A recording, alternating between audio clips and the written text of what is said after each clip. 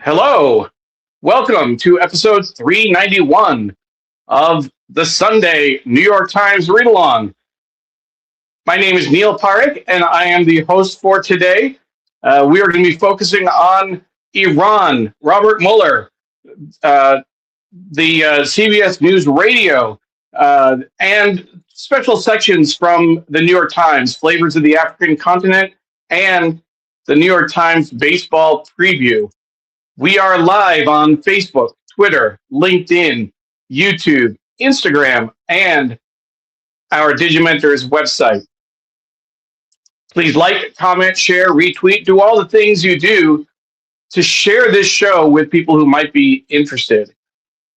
As we kick off, I am going to be hosting today's show, but we have a quick cameo from Sree. Sree, welcome to the show. How are you? And where are you? That's a good question, Neil. I am in Bangalore, India. It's now 6 p.m. and you're in New York at 8:30 a.m. Thank you, everybody, for watching. Thank you for supporting Neil and all the great work he does on the show. I'm here just to say hi and to wish everybody a very happy week ahead, even though we're in the midst of a terrible, terrible war.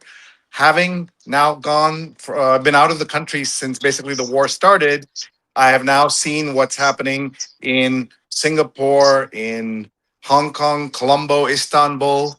My brother lives in Dubai, so I've been following all of this, and it's just a horrible situation. A war nobody wanted has been foisted on the world. I'm here in Bangalore for a conference and a global AI summit from In Diaspora that's taking place on Wednesday. And then we have the In Diaspora forum that's taking place the next 2 days. I'll just show you this beautiful scene here in Bangalore. Neil, have you been to Bangalore? This is Yes, I have. Yes, I have. Yeah, this is the Nandi Hills, the JW Marriott in the Nandi Hills. Before I go, I'll be cheering for Neil and for all of you watching from wherever you are in the world. Please say hello. Please post your comments. I see John is watching from the East Village. Patricia is watching from New York. Ken is watching from Cedar Rapids, Iowa. Ken and I just connected on Facebook officially, even though he's been watching the show for so long. We're now friends on Facebook, which is cool. And I wanted to just tell everybody one more time about the Hidden Brain podcast and Shankar Vedantam live in New York on March 25th. This is one of the world's top 20 podcasts.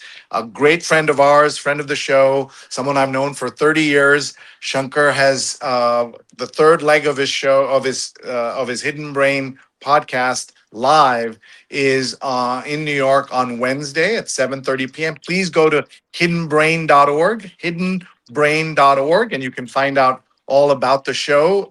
Please take a look. It's going to be sold out. 1,000 plus people will be there. You don't want to miss it, and it's going to be a fantastic evening. So please go Wednesday. If you are in New York or you know anyone in New York, they should go see it. We have Jayant watching from Gandhinagar, Gujarat. That's Neil's parents' home state. And Patricia saying safe travels. And our friend Stefan Kaplan is watching and says good morning. And there's your chance, Neil, to say hi to a fellow Gujarati you might know. Who's? Oh, yeah, my mom. Hi, Mom. How are you doing? Good to see you. I'm so glad you're back in Hastings now in New York after spending the winter in Tampa. And I'm glad that we had a chance to talk earlier in the week. So I do want to assure people that Sunday is not the only time that I talk to my mom on screen with a wave. We do actually talk on the phone. Often it's after I drop Emily off at school on the way back. So hi, Mom. And hi to everyone else who is watching. Sree, thank you so much for joining this morning. It certainly was a pleasant surprise. I know that you weren't planning on joining for the show, but you know, there's a certain, we can handle the show if we have to, right? I can do it alone if we need to. You can do it, but it's always better when we share the screen and we share the space together. Absolutely. I'm So going to do two more comments and share one more thing, and then I'm going to go and just enjoy watching you rather than having to work for a change. Mary C. Curtis, our good friend from Charlotte, is says is so interested in hearing what Sree is hearing there. I hate to do the usual thing that foreign correspondents do, where they tell you what the taxi driver said. But Neil, I wrote this in my newsletter. Please go to sreenet.substack.com, and I wrote about how it was so ridiculous to hear from Sri Lankan cab drivers once they understood I was American. They're saying, "Why is your president ruining my life?" The multiple people said versions of that because their gas prices are going up. Their Uber fees are not going up, right? So they are paying the price directly. And that was almost a week ago. So it must have only gotten worse since then. And that's definitely an issue. The Irish Stew podcast is here, watching from the Upper West Side of New York City. Great friends. Deb is watching from Fort Lauderdale. And the last thing I want to do is just show everyone a little bit taste of what I've been up to. This is you can't quite see everything. It's noisy on purpose, but this is my AI training tour of Asia in March. I went to Singapore, Hong Kong, Colombo, and Istanbul. I'm now in India, and you can see some of our friends from around Asia who are there. And I'll show you, Neil, two things.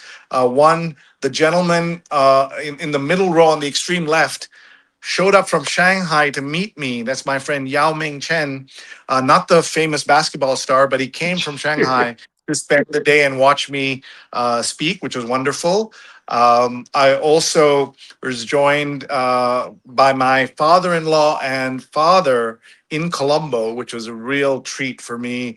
And we went to one of the world's most famous restaurants. It's called Ministry of Crab, CRAB, a seafood restaurant.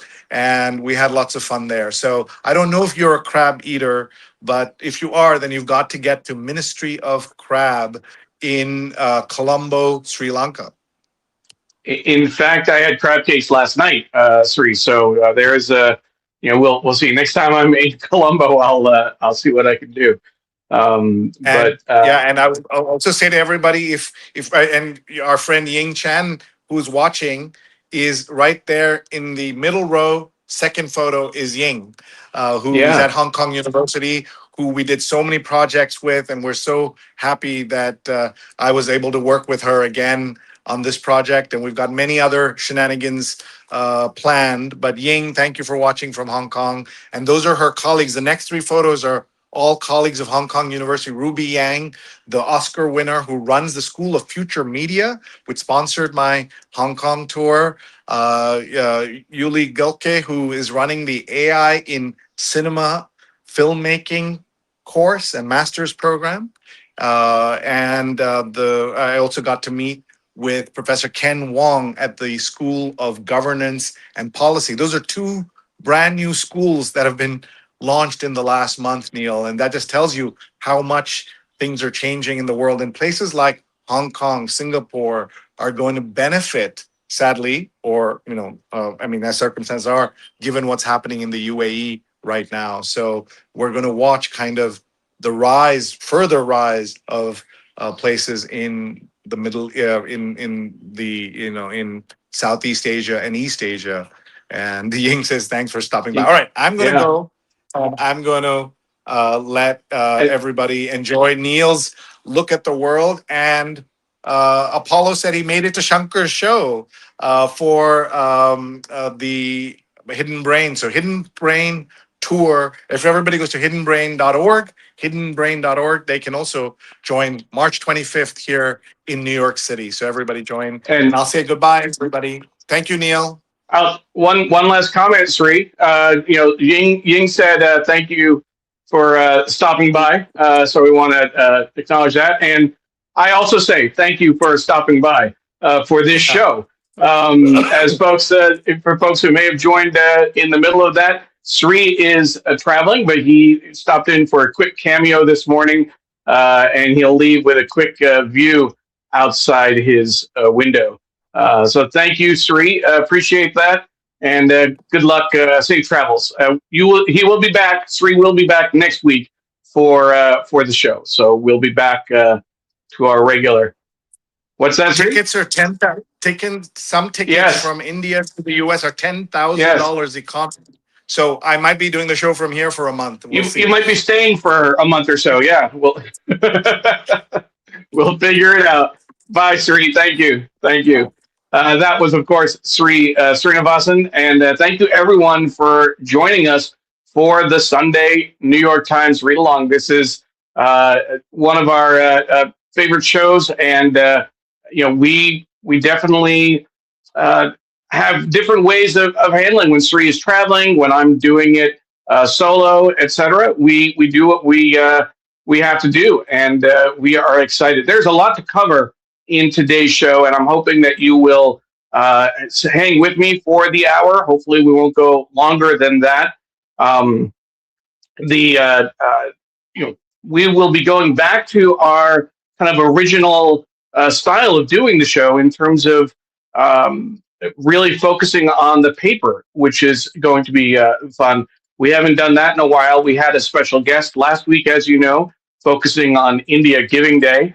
But it's been a while since we've done just a true newspaper-focused show. So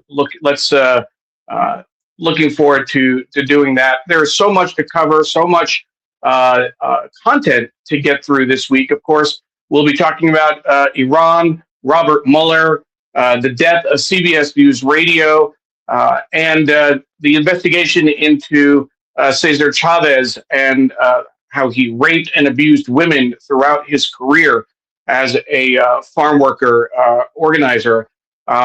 We'll focus on Dolores Huerta and her comments as well.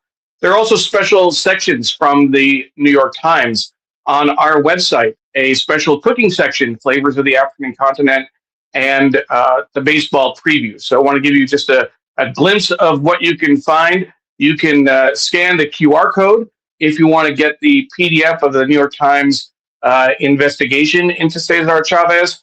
And I'm intentionally centering Dolores Huerta and her image, her article, Union Pioneer Recalls Misogyny and Her Rape.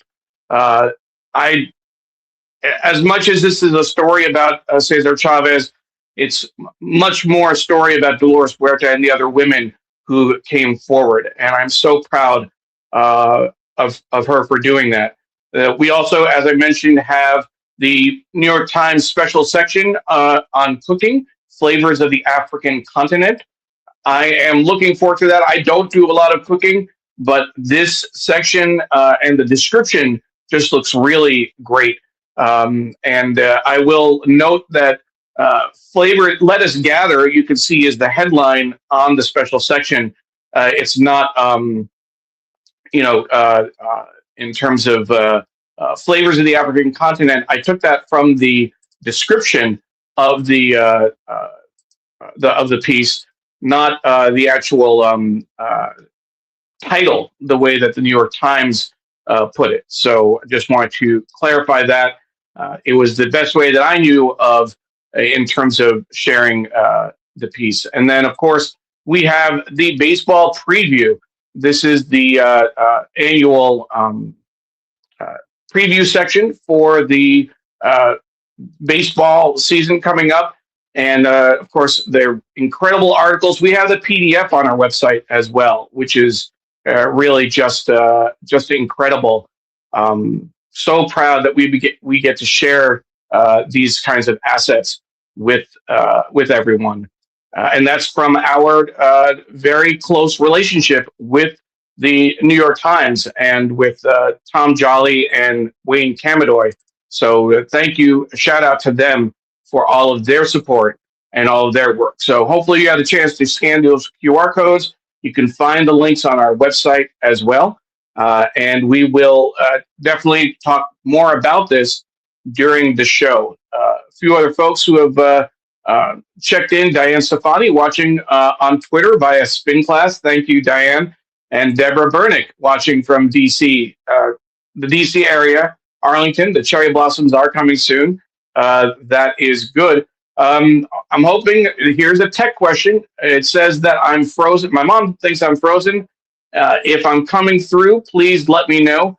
I rely on the audience to check audio and check video during the show. So please let me know if you're seeing any issues. And Pradnya shares a big story that surprisingly didn't make the front page. Today is the last day of Girl Scout cookie season. Absolutely, Pradnya. Absolutely.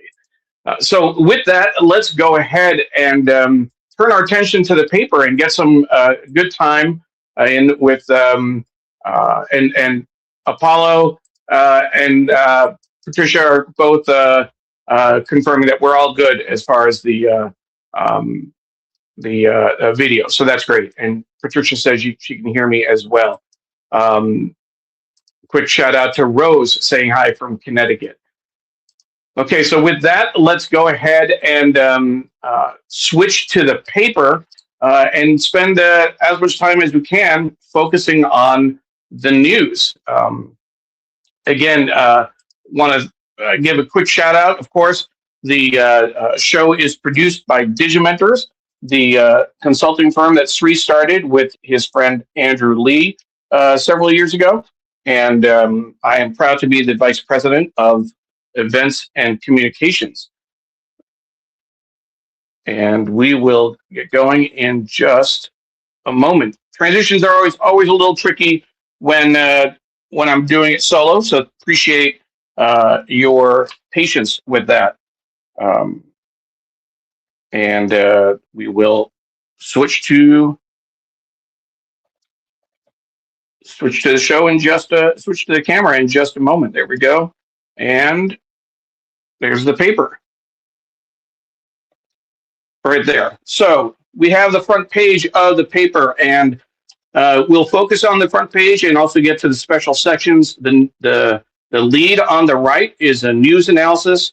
U.S. and Israel differ on defining victory. More pain at the pump, recast midterms, worries over oil versus Middle East fears. The display story is the caption, a search for drugs in a cell at the Cook County Jail in Chicago, which has been infiltrated by powerful synthetic substances. A lifeline for inmates turns deadly. Paper. Here's the poll. The paper saturated with drugs is sneaking into prisons. And this is about the new drug war. Below the fold, you see a promo for the cooking section, and you can see it right there as well. I lined it up perfectly. And right on the front page, bright and beautiful recipes from Africa and the diaspora, from robust stews to meaty mains and vegetable dishes. Welcome spring to your table. Cooking. And if you can't see that, that's the caption, just cooking in one word. Let us know if you're a fan of New York Times Cooking. If you think you might be trying some of these recipes, we'll definitely take a look. This article on the left, in ice lockup and pregnant. I was scared. So that's an important article. And then, as I mentioned, it's still on the front page, confronting Chavez's legacy across the nation. Abuse claims change labor heroes' status. And I see in other headlines and other words that were used to tarnish his legacy and words around allegations. This is something that, again, we will be talking about for quite a bit. And we have the New York Times coverage on our website if you're interested. So please feel free to check that out. Robert Mueller. Robert Mueller passed away yesterday, and the New York Times team pulled it together to get it on the front page, which is a lot of work because their front page is usually set around noon for their very first deadlines on Saturday, the Sunday front page. Because remember, they have to send the paper to 20 printing plants around the country. So they obviously scrambled. And it's very possible that some of the papers on the West Coast may not have Robert Mueller on the front page, but remade FBI after September 11 and led Trump investigation. And I want to highlight this. It's right in the second graph.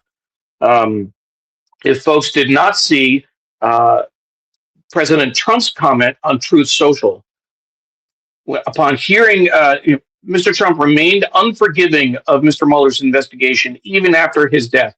On learning of it on Saturday, Trump posted on Truth Social, quote, "Good. I'm glad he's dead. He can no longer hurt innocent people." This is the president we have, folks. Who responds to someone's passing? I don't care who they are, what they did. Good. I'm glad he's dead. That is just, again, you think that he's passed a line. You think he's beyond the pale, and effectively says, "Wait, hold my beer. I've got more."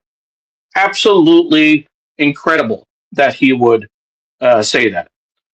Some of the reefers on the bottom, the Castro on Instagram, Sandro Castro, a grandson of Fidel Castro, has drawn followers and scrutiny for his satirical posts in which he flaunts a life of luxury. There's an article about Michelle Pfeiffer. An article Stefan might be interested in. Let's see, NYPD Shield number 13558. This badge, passed down through generations of police officers in New York City, has deflected a bullet. The men who have worn it have decades of history to share. And I only mentioned that Stefan might be interested because his mom was a pioneering NYPD police officer. So there's some interesting history there. And of course, there's a refer to the baseball preview, which is available on our website. So that is the front page. Here is that section of New York Times Cooking that we mentioned. The way they titled it, "Let Us Gather Bright, Beautiful Recipes from Across Africa and the Diaspora." So we'll definitely spend some time with that. We have the baseball preview. We don't spend a lot of time on baseball in this show because of the international audience. But if you have the baseball preview, you have to show it. You have to talk about it. Cheer of spring has a chill. With a lockout looming, this could be a season to cherish. And you see the bottom half of the section as well. The Sunday Opinion, whims, impulse, memes, and lies. America should never fight a war like this. That's clearly a reference to President Trump. The president undermines our military with his false and outrageous statements. We have Sunday Business, the 500 million mystery will signed by ghosts. A 7-page document. You see the image holding a FedEx packet, if you can tell. A 7-page document mailed by an elusive figure has set off a court battle over the estate of Tony Sia, the former CEO of Zappos. So that's interesting. Sunday Styles, a holiday encourages community spirit. In New York City, many Muslims rely on the services of small businesses to celebrate the end of Ramadan. And it's an interesting image. I want to unfold it, of the caption, Fatu Drama holding up a mirror for a customer at her business, Fatima's Obsession in Harlem, where she sells traditional clothes inspired by West African culture. Friday, of course, was the end of Ramadan. And Eid Mubarak to everyone who did fast, who did celebrate Ramadan this year. Hope it was a good fast for you. The bottom article, Sign of Spring, Cold Shoulders. A season celebrated in poem and song slips in popularity. Can it regain its glory? We have this arts and leisure section on Michelle Pfeiffer. Making it look easy, Michelle Pfeiffer might be expected to skate at this point, but 2 new TV roles show that she still sweats the details. And we have the book review, and this is definitely an article worth reading. Who do you think you are? In a World Appears, Michael Pollan wants to know where consciousness comes from and explores what makes you, you. That's the book review. And the New York Times Magazine, is computer programming still a job for humans? By Clive Thompson. That's the rise of AI. If AI can code, why do we need humans for computer programming? And that's a great cover. You can see the face using characters. definitely some good artwork in the New York Times today. So that is the back, the full paper, and I'm sure the back of the book review, because it caught my attention as I flipped it over. The ultimate collection of treats: 100 delicious cookies from New York Times Cooking. So they do a little house ad there. Because you deserve a cookie, available wherever books are sold. Um, that's the QR code. I don't know if you can grab that. I'll hold that there for anyone who's really interested, in case you can do a screenshot and scan that QR code. Also by New York Times Cooking, easy weeknight dinners and the appetizer deck. So more books from the New York Times. So let's go ahead and pull this back to the front, and let's see what some of the comments that have come in since I turned to the paper. Let's see. Deborah Kerr shared a link to the to gathering recipes. That might be a link to the the recipes from the African diaspora. So thank you, Deborah. Sujana says he is trash. Didn't get his mouth washed out with soap enough or at all. Definitely referring to President Trump. Mary C. Curtis says, remember how folks got fired for just quoting Charlie Kirk after his murder? Where are the condemnations by white Christian nationalists? Absolutely. Paula Kiger, longtime producer of the show, is saying good morning from Tallahassee. Paula, thank you so much for joining us. And we have D. Cappy saying Trump's comments, or D. Copy, sorry, on these comments on Miller. What a double standard that he says whatever he wants, but so many get reprimanded or worse for comments on Charlie Kirk. Absolutely. And Dee, thank you for watching us. I don't recognize your name. If you're a long-time viewer, first-time commenter, thank you so much for joining us. Excuse me. As a reminder, we're live on Facebook, Twitter, LinkedIn, YouTube, Instagram, and our Digimentors website. We produce this show every Sunday, most Sundays, at 8:30 a.m. ET. We were not able to do it last week because both Sree and I were traveling, and we do take holidays off, but fairly regularly we produce the show on Sundays at 8:30 a.m. ET. If you want to learn more about the show, if you want to stay in touch and get updates about upcoming topics, links to the show, etc., please sign up for our mailing list. I send out an email about once a week to our mailing list of about 300 people now.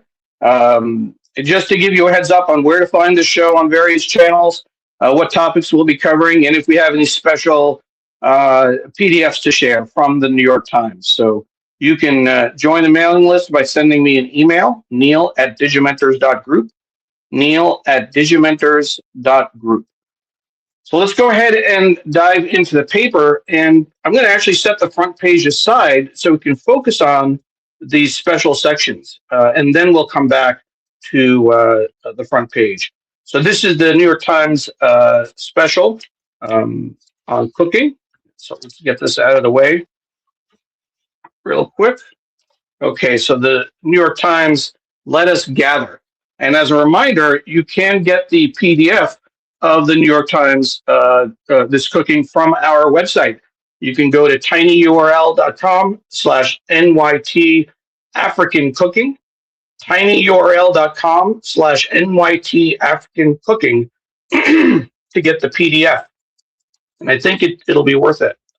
Excuse me. No, Mom, I didn't get my glass of water before starting. So sorry, I'm going to have to clear my throat a few times. This is the article, the opening essay, and I'm not sure how to pronounce the name of this person.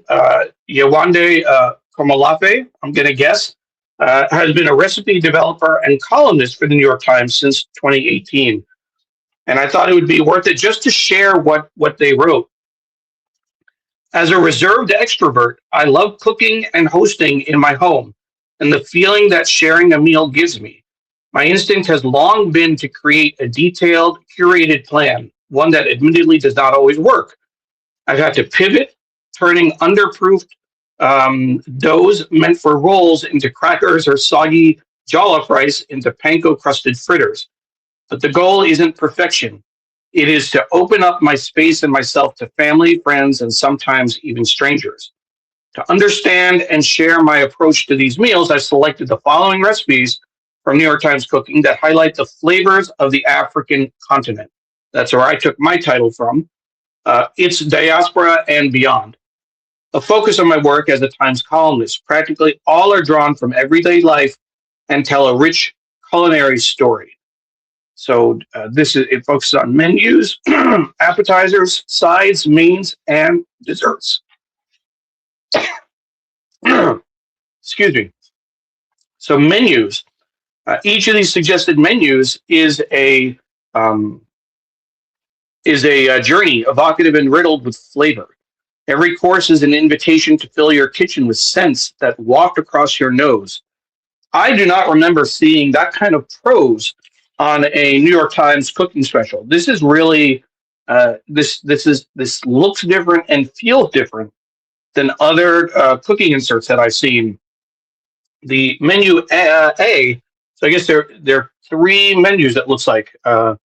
Menu A begins with hilib sambus, beef dumplings, and then spicy peanut and pumpkin soup, jollof rice, roasted shrimp with okra and tomatoes, roasted carrots with yaji spice relish, and a quick mango kulfi for dessert. There's a menu B and a menu C as well. But the photography is also really, really well done. And I love the deep red background that they chose. And here are some appetizers. This looks familiar. Sambus, fried beef dumplings. They obviously look like Indian samosas, but that's one appetizer to start with. They have chat party. This dish is a party in itself, ready to be lingered over, especially if you make enough chutneys to spare. Spicy peanut and pumpkin soup. You can see that there. And there is, what else do we have? Beet salad. So let me know in the comments if we have any people who are cooks in the who are watching, who are interested in making some of these dishes. Definitely want to highlight that. Let's see. And Dee says that they're Devika Kopikar, journalism professor at Hampton University, an occasional viewer. Well, thank you, Dee. Appreciate it. Appreciate it so much. And let's see. And Patricia says she loves international cuisines. So there was the beet salad. There is, what else do we have here? Zanzibari pizza. You got my attention. Pizza. As long as there's no pineapple, right? No pineapple on it. Good. Okay, we're good. Fold a roti around some spiced ground meat and cabbage. Cook it in ghee and pair it with some hot pepper sauce to serve for a festive start to any party. Not quite my definition of pizza, but definitely sounds interesting. Definitely sounds like it would work. Let's see. There's spinach stew on the left here, and Liberian stewed greens dip with plantain chips. We have a number of sides. I'm wondering if I missed. Hard to get the page turned. There we go. Then there's Zanzibari mix, a fragrant brothy green mango soup with a sour bite. What else do we have here? We have then sides. Vegetables add crisp freshness to the meal and act as vessels for the juices on your plate. Caramelized plantains. Moin moin for a gathering. Steamed bean pudding. We have roasted carrots and um, soft pull-apart rolls, jollof rice, of course, and uh, stewed amaranth greens. The main dishes. I mean, this goes on and on. We would certainly be here for most of the show if we go into detail. Citrus glazed pork chops, roasted shrimp, um, and braised lamb shanks. Let's see if we can find. There we go. One pot rice with chicken and smashed beef kebab and more. There is so much more, folks. It pains me not to cover all of it, but they also have desserts and a quick mango kulfi if you're interested. Honeycomb cheese bread, spiced coconut tapioca pudding, and that's it. That's the full. And that was the last page is an ad for East Fork. But what was nice was that there weren't ads throughout the book. Let us gather bright, beautiful recipes from across Africa and the diaspora. And again, as a reminder for folks, you can get the PDF from our website. If you go to tinyurl.com, NYT African Cooking, you can get the PDF. You can also scan the QR code if that's easier for you. I'll keep that on the page for just a moment.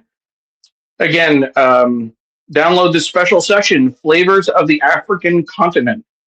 tinyurl.com/NYT African Cooking, or scan the QR code that's right there on the screen. Certainly encourage you to take a look. And I want to give a quick shout out to our sponsors, Muckrack and Graphic History Company. Thank you so much for your support. And Muckrack has been a longtime sponsor, and Graphic History Company has joined us more recently. But we appreciate all of your support. We wouldn't be able to do this show without you. We really, really wouldn't. We have a couple of comments that came in, and I just want to share. I know I saw one from Apollo earlier. Let's see, and this is a longer comment.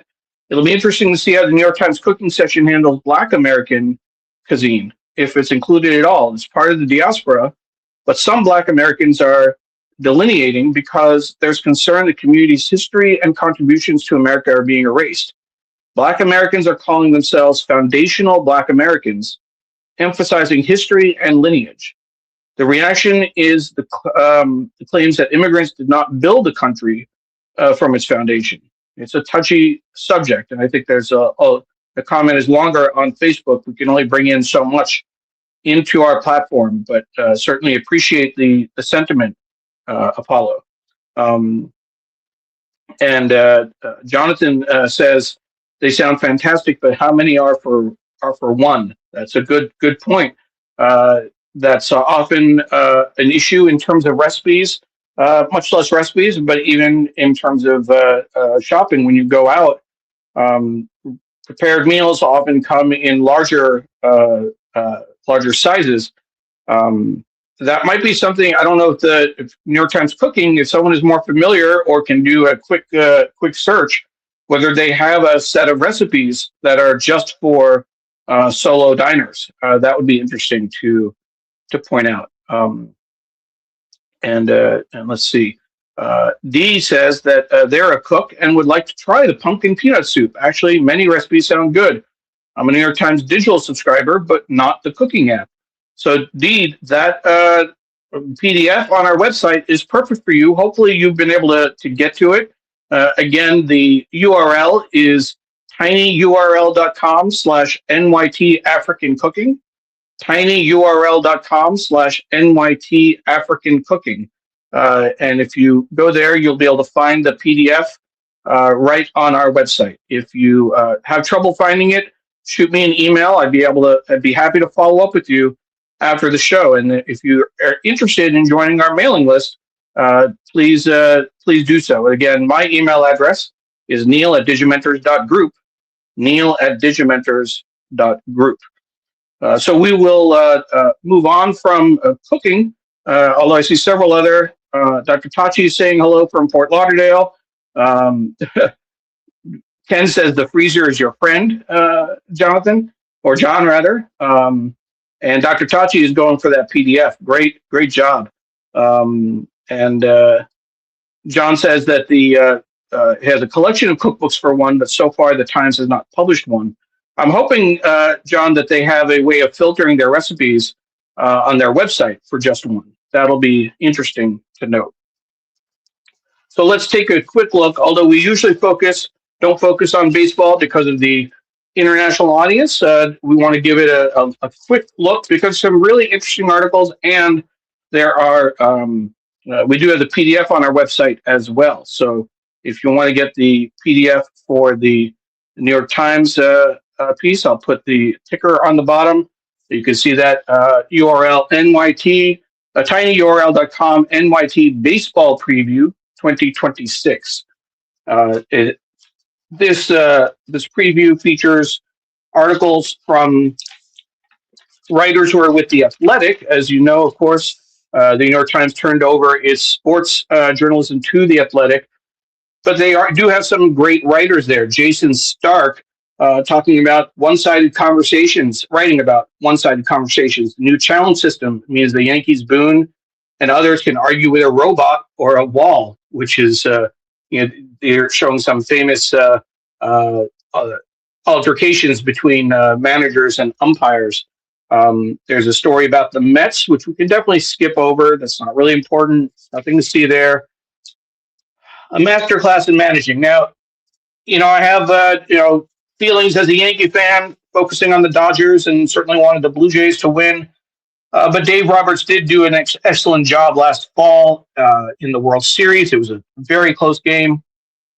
Dave Roberts of the Dodgers took the time to break down a World Series Game 7 for the ages. This is by Tyler Kepner, who was a longtime sports journalist, great writer, and I will give the Dodgers their due. I'm going to forget 2025, the fifth inning, as much as possible. This is a huge spread about the Blue Jays. Interesting how much of the focus is on last year's World Series, the winner and the loser. But short of glory by inches, Blue Jays use agony as fuel. Another Jason Stark article. And then they feature teams that won the title a year after losing a Game 7. So some history there at the bottom. And then this is their focus. What they did, interestingly enough, is in terms of looking at all the teams, they focused on relievers, on the bullpen across the board. So that's their kind of big feature article. And then the back page, modern game, but the same malaise. Baseball has been energized by new rules and dynamic players, but finances remain a concern. So you can see a business article here. And then fans face a difficult choice: confusing web of streaming options or an expensive trip to the ballpark. And that's certainly a big challenge. I will say, just after that quick glance at the baseball preview, it certainly feels a lot lighter than earlier years. We did a special show on the end of the New York Times sports desk, but if you go back 10 years, that baseball preview was much thicker. The art direction is still great. The articles are still good, but there's still a lot of content that's not there, unfortunately. All right, so that's the baseball preview.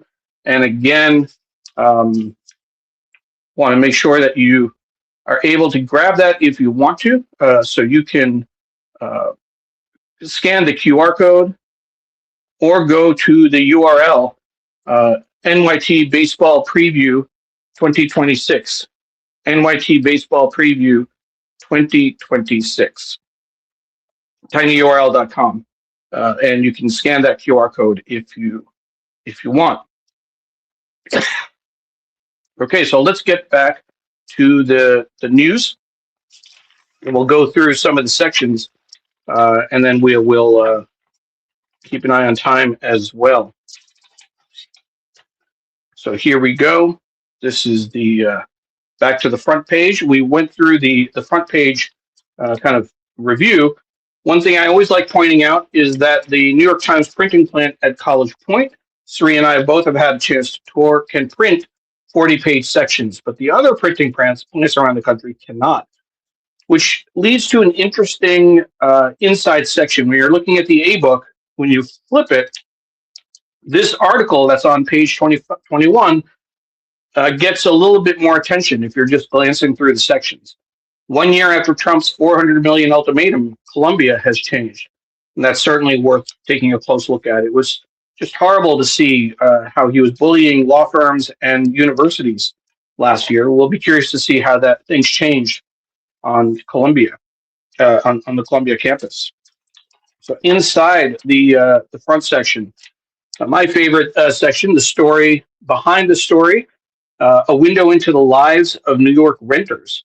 From her perch across the street, a photographer captures residents with consent inside their homes. And that's Sarah Barr wrote that article. Sarah is a former guest on the show, a prolific writer at the New York Times, writing several Inside the Times stories, but also covering arts, culture, and more. She's also an editor.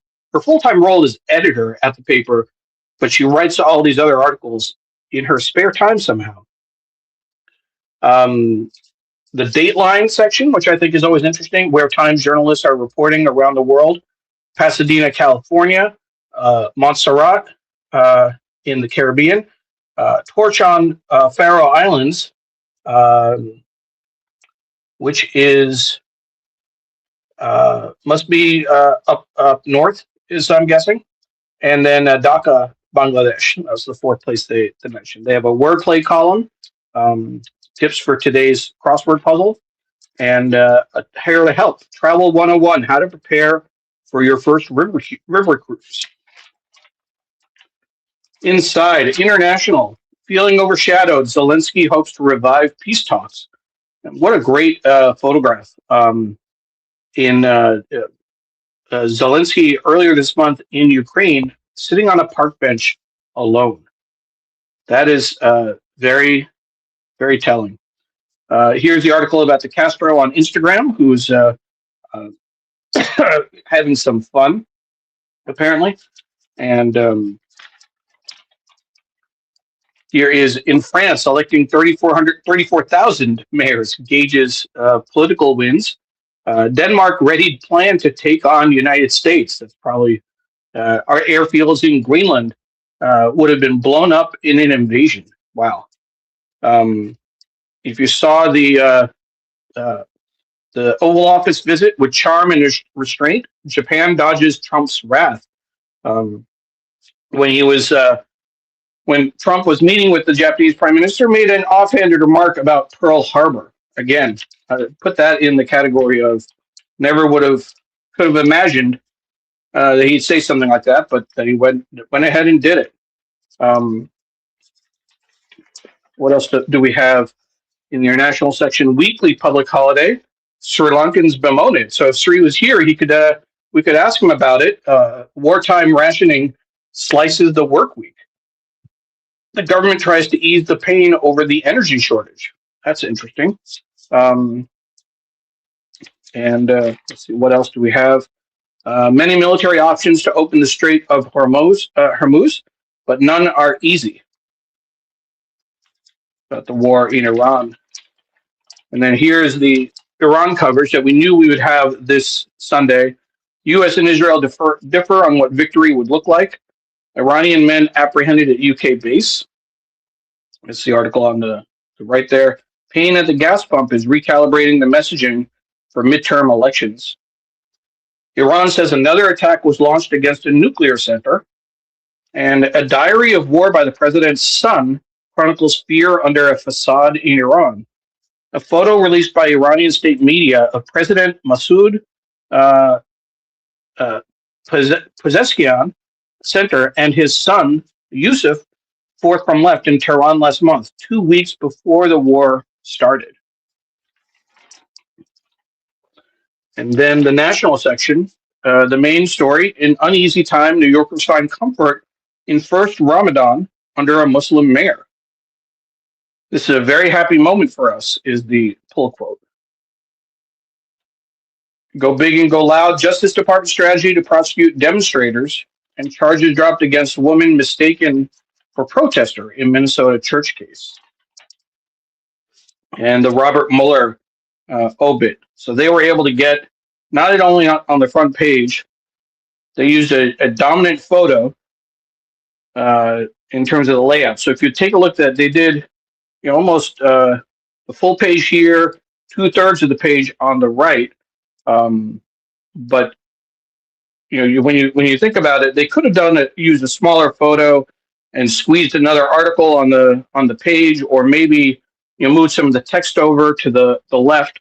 But that's a decision, folks, to give the article its due, to give the full length treatment, which I think is definitely befitting a man of that stature and with that career. So that is the end of that kind of book, but then it goes into the next section. You see how the last page is a full page advertisement. This is an article about No Kings. A rally on March 28th, next Saturday. We the people march again. The abuses have not stopped, neither will we. The founders wrote the Bill of Rights because they had lived under a king. We march because we refuse to live under another. No Kings, March 28th. So here's the rest of the book. As we approach 9:30, we have, this was the article from the front page, pregnant and seeking care in ICE lockup. I was scared. And then there is an article on the left we should point out. Trump's Arts Commission clears Trump's gold coin. Exactly what we need.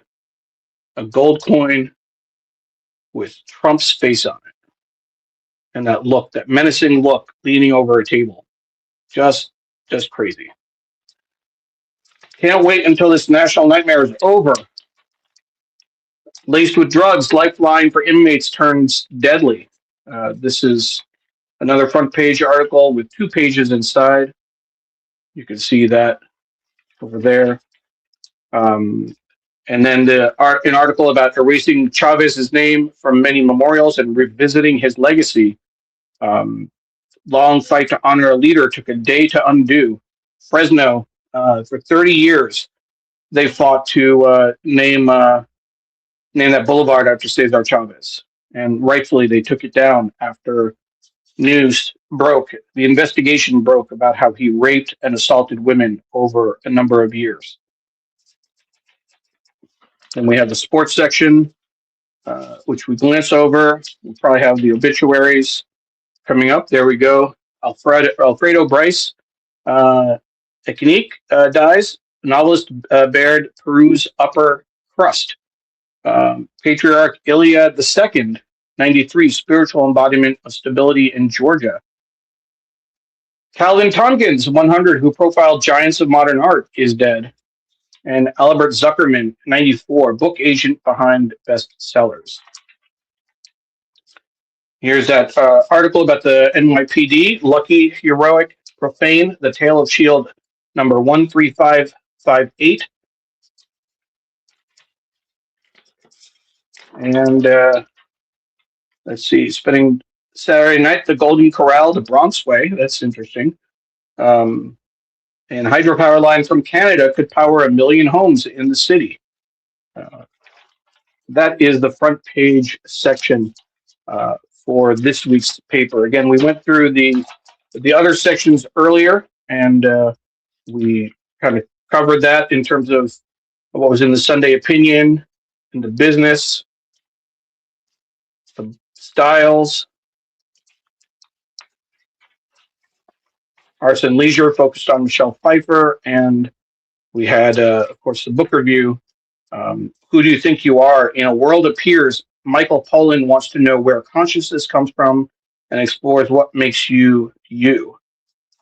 And then the New York Times Magazine cover, which is very interesting, showing, is computer programming still a job for humans, with the face made up of characters, etc. So again, as a reminder, if you missed it earlier, you can download the New York Times Cooking from our website, the PDF, Flavors of the African Continent. Certainly worth reviewing. And you can also get the baseball preview from our website. We reviewed that earlier.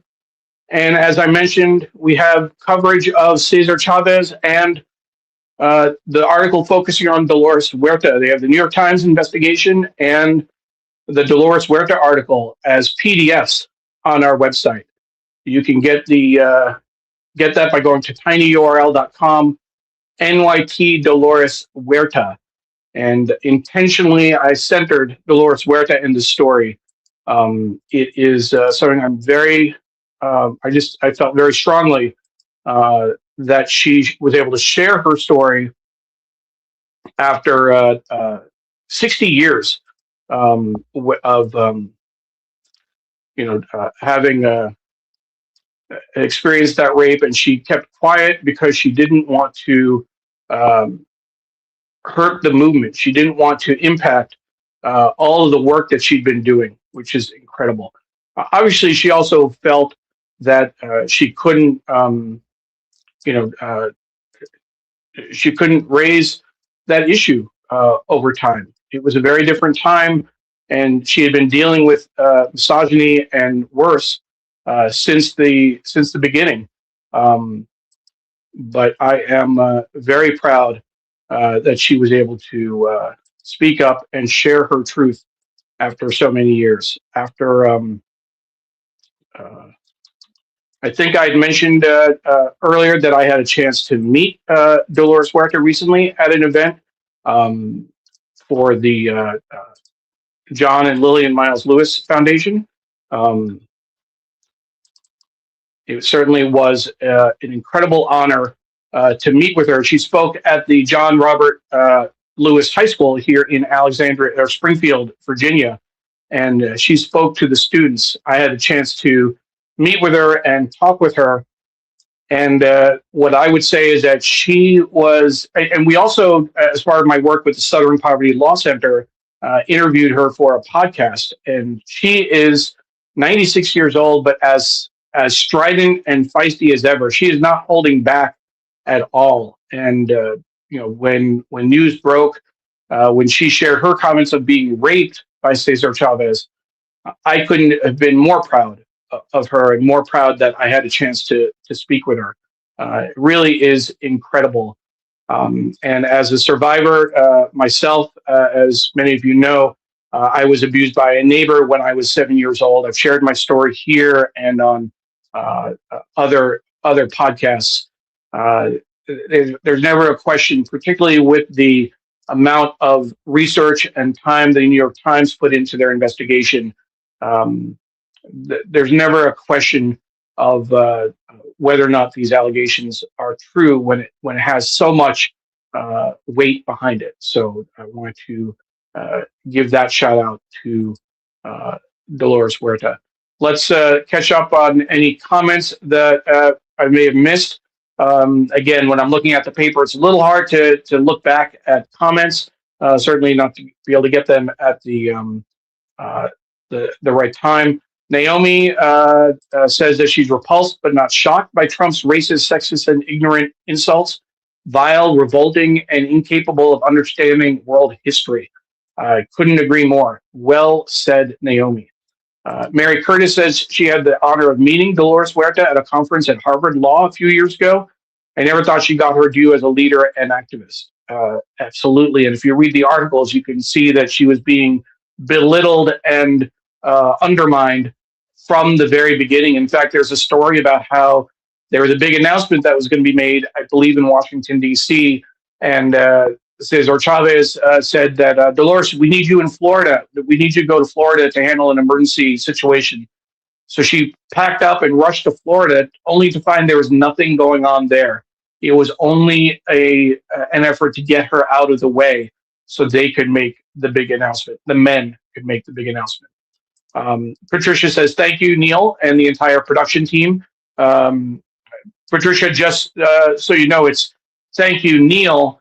You really don't need the word "and" in that sentence. Neil, the entire production team, and I say that with humility because that's just the fact. I produce the show every week, doing the promotional work, doing the graphics, the write up, setting up the live streams, and then the behind the scenes work when it's me and Sree. But thank you, Patricia, for that. Appreciate it. And Dr. Tachi says, I'm so glad she shared her story. So often women suffer silently and turn the other cheek for the sake of movements. I would add to that, Dr. Tachi, so often men suffer silently and turn the other cheek because they're too embarrassed to share what happened to them. I'm thinking particularly of all of the athletes at University of Michigan, the male athletes, and at Penn State, of course, big football players who were abused by doctors and other personnel who didn't feel like they could come forward with their own story because who would believe that a 300-pound 6'6" lineman was abused by a doctor much smaller. But it's a power dynamic, and there's a lot of guilt and shame involved, for regardless of gender. So I just wanted to share that. My mom says, I'm glad you had a chance to meet and talk with Dolores Huerta. Apollo says the Cesar Chavez story is so horrible. Many healing thoughts to Dolores Huerta, of course. Thank you, Dr. Tachi. Neil rocks. Appreciate that. And yes, Jonathan is talking about doing the entire production today, from one man band to another. And Dr. Tachi says, indeed. So we are just at the 1 hour mark, and that's what we're trying to do with these shows in the new version of the Sunday New York Times read along, hosted by myself and Sree Srinivasan. We're trying to keep it tight to 1 hour. Occasionally, we'll have cameos from folks. Today was Sree gave a cameo, but a few weeks ago, if you remember, our friend Walter Grayson joined us for a few minutes to talk about Reverend Jesse Jackson Jr. And then, well, we're planning about once a quarter or so to have a full show like we used to with a guest. And we did that 2 weeks ago when Sejal Desai joined us for India Giving Day. But our intention is to focus on the paper, to do more of the news, share more of your comments and more of your insights along the way. As a reminder, if you missed the show or if you joined us late, you'll be able to get the show in its entirety on Facebook, on Twitter, on LinkedIn, on YouTube, and our website shortly after we finish. So you'll be able to watch it from the very beginning, and you'll be able to catch Sree Srinivasan's cameo on the show, talking about his travels and some of the challenges of flying back from the other side of the world. He was in Turkey, but getting past through Colombo, etc. With the war, air travel, international air travel is just scrambled. So please feel free to go back and watch the show. We are also will be uploading the show to Spotify, and you'll be able to catch the show on Spotify and Apple Podcasts if you want after the fact. So that's another option as well. So again, thank you for joining us. If you have trouble getting the PDFs, let me know. I can make sure you have the links. We have PDFs of the cooking special on the flavors of the African continent, the baseball preview, and the coverage of Cesar Chavez and Dolores Huerta available for you. So thank you very much. We hope you have a great week, and we'll see you next week on the Sunday New York Times Read Along. Bye-bye.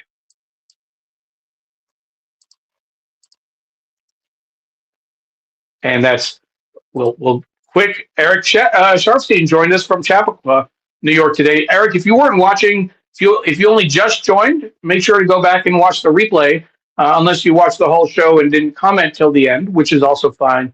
And Apollo says, great show and much appreciation, Neil. Have an awesome week ahead.